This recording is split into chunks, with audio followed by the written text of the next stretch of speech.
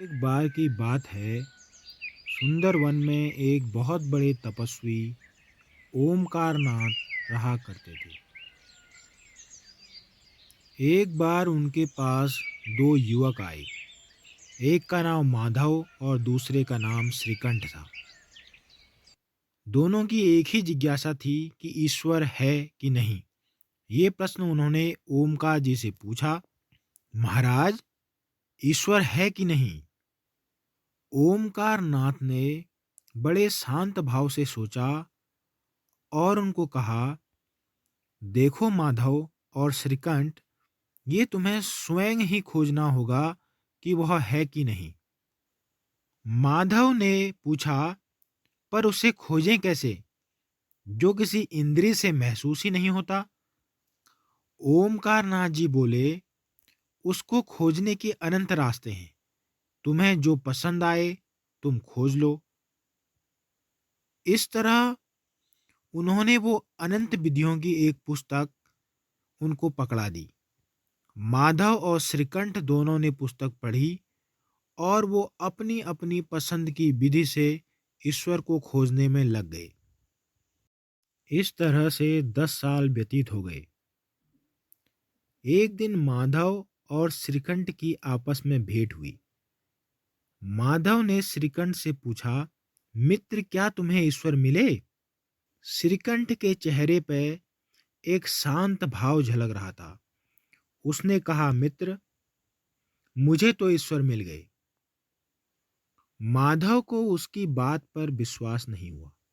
उसने उससे दोबारा पूछा, मित्र, मुझे विश्वास नहीं हो रहा। हम दोनों ने ये यात्रा साथ में शुरू की, मुझे तो अभी ईश्वर के दर्शन नहीं हुए। श्रीकंठ बोला, मुझे इस बारे में कोई भान नहीं। क्यों न हम ओमकार नाथ जी से इस बारे में पूछें। और दोनों मिलकर ओमकार नाथ जी के पास पहुंचे। ओमकार नाथ जी दोनों को देखकर बड़े खुश हुए। और बताओ माधव, ईश्वर है कि नहीं? माधव हिचकिचाते हुए बोला, महाराज, मुझे तो अभी दर्शन नहीं हुए, लेकिन श्रीकंठ कहता है कि उसे ईश्वर मिल गए।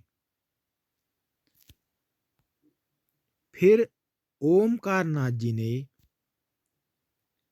श्रीकंठ से पूछा, श्रीकंठ, ईश्वर है कि नहीं? श्रीकंठ ने बड़े विनम्र भाव से कहा, ईश्वर है महाराज। अब माधव ने कहा, महाराज, यदि ईश्वर है तो मुझे क्यों नहीं दिखता? ओमकार नाथ जी मुस्कुराए और बोले, जो है ही नहीं वो दिखेगा कहां से? अब माधव थोड़ा आश्वस्त हुआ। पर श्रीकंठ बोला, महाराज, पर मुझे कैसे दिखता है? ओमकार नाथ जी मुस्कुराते हुए बोले, अधीर मत हो श्रीकंठ, जो है वो तो दिखेगा ही। अब श्रीकंठ और माधव बड़े दुविधा में फंस गए और उन्हें अब कुछ समझ नहीं आ रहा था। तो श्रीकंठ बोला, महाराज, कोई एक बात तो कहें। या ईश्वर है जैसा कि मैं जानता हूं, या ईश्वर नहीं है जैसा कि माधव जानता है। ओमकार नाथ जी बोले, तुमने अपने जीवन के 10 साल लगा दिए श्रीकंठ, तब जाकर तुम्हें ईश्वर दिखे।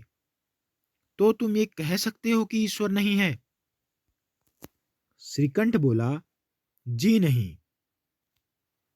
फिर ओमकार नाथ जी ने माधव से कहा, माधव, क्या तुम अपने आने वाले 10 और साल खोजने में लगा सकते हो कि ईश्वर है? माधव कुछ हिचकिचाता हुआ बोला, महाराज, मुझे ईश्वर 10 साल में नहीं दिखे, तो क्या आगे दिखेंगे? क्या मुझे अपने 10 साल और लगाने चाहिए, जैसा आप मार्गदर्शन करें। ओमकार नाथ जी बोले, माधव, तुमने अपने युवा अवस्था के 10 साल लगा दिए। अब तुम्हें आगे और खोजने की आवश्यकता नहीं। मैं विश्वास के साथ कह सकता हूं कि तुम अपना पूरा जीवन भी लगा दोगे तो तुम्हें ईश्वर नहीं मिलेंगे। और इससे कोई फर्क नहीं पड़ता कि ईश्वर है कि नहीं। फर्क इस बात से पड़ता है कि तुम्हें जिज्ञासा थी और तुमने उसे शांत करने के लिए प्रयत्न किया कि नहीं। श्रीकंठ के लिए ईश्वर है, माधव के लिए ईश्वर नहीं है, और मेरे लिए ईश्वर है भी और नहीं भी।